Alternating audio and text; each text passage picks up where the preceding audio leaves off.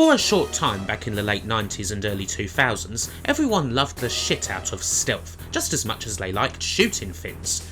Now you might perhaps credit something like GoldenEye for setting the scene, but suddenly, around about 99 and 2000, there was a glorious, perfect storm of what I guess you could perhaps call tactical shooters. Metal Gear Solid, Deus Ex, Half-Life 1, Project IGI, Tenchu, Hitman, Operation Flashpoint. They were games where you didn't necessarily have to kill everybody in order to get to the finish, and where keeping a low profile was, in some cases, required.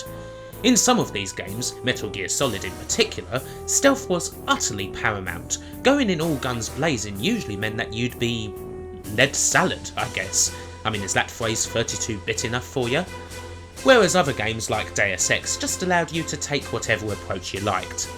And then, somewhere in the middle of all this, there were games like Syphon Filter, Eidetic's fairly big series at the time of third-person games that tended to switch between full-on action and full-on stealth whenever they damn well pleased, a cliché that is not exactly well regarded these days. Still, they were quite enjoyable games back then. Now, for the purposes of this not-so-long video, I'm just going to look at my favourite game from the series, Syphon Filter 2, a game from 2000 that I played the absolute crap out of.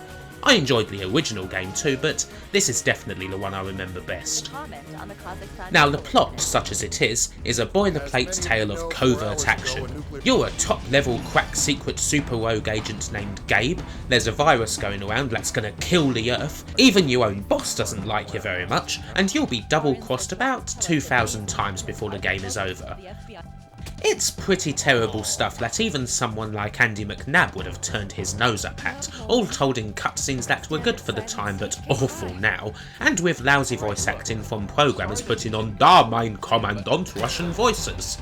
So I wouldn't expect a lot more than that. But hey ho, the plot isn't really why we're here, it's all about the action, baby. And despite having not played the game in years, it actually holds up better than I expected it to.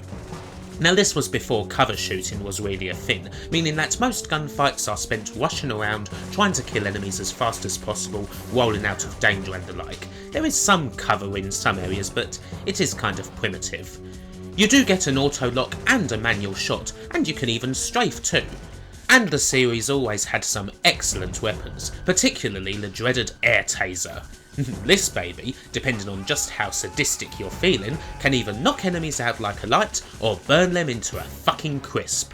It never runs out of charge and has a comically ludicrous range.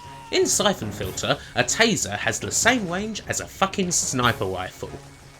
You just gotta love it, broken as it is. Chance, I've been looking all over for you.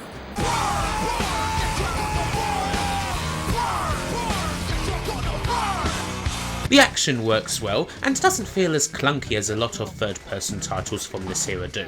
It's like a more refined version of Tomb Raider, with the sort of pace that I like in a game.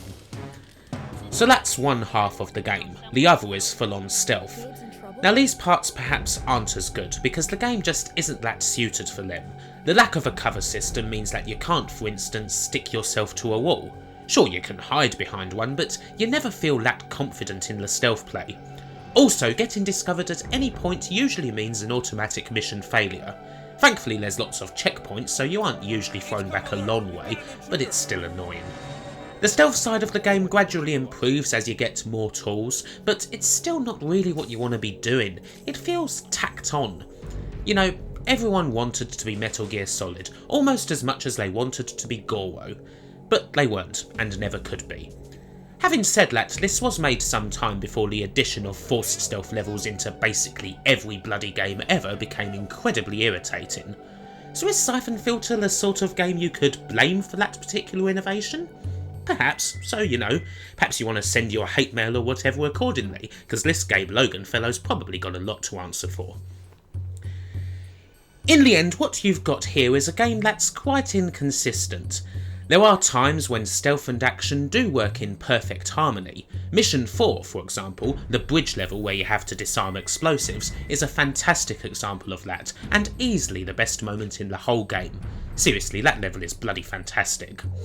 But then, you end up in some kind of typical PS1 era corridor level where the game feels like it's just doing everything it can to stop you having fun.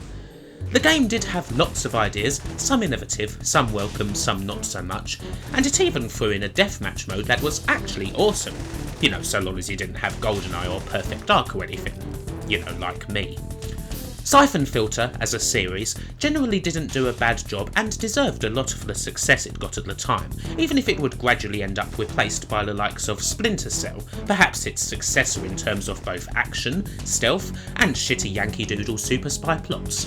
But you know what, even if some aspects of the game are horribly boring and generic, it's still quite fun, both from a nostalgic point of view and from actually playing it today.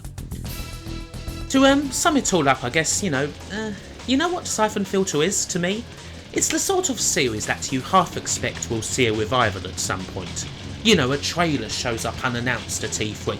Everyone goes, "Oh look, Syphon Filter! Cool!" And then, you know, they go back to their business, and what we end up with is something thoroughly average that gets forgotten about almost as soon as it hits the shelves. Only to be remembered when it pops up at, say, 75% off on a Steam sale, and people contemplate on whether they should buy it for a $5 so it can just sit in their backlog for all eternity. And then, of course, the final step is that an idiot pops up on YouTube to make an overlong video saying that, on the whole, the game wasn't all that bad, even if you shouldn't really bother playing it today. But a little over a decade ago, it was basically the face of utterly acceptable AAA shooty-face gaming that did exactly what it said on the tin. And honestly, it didn't do a bad job at all. There are games from this time, in this vein, like Metal Gear Solid, like Deus Ex, that are still cherished, even loved to this day for what they do. And let's be honest, Syphon Filter 2, or 1, or any of them really aren't amongst that lot. They're just not on the same level. But it's still fun to revisit a game like this and look at the roots of this sort of thing. Because who knows, perhaps all grizzled, white, gruffly voiced male protagonists with an MBA in shooting from cover and getting their knife or no a little depth to games like Syphon Filter 2. And with that said, it's time to end the video.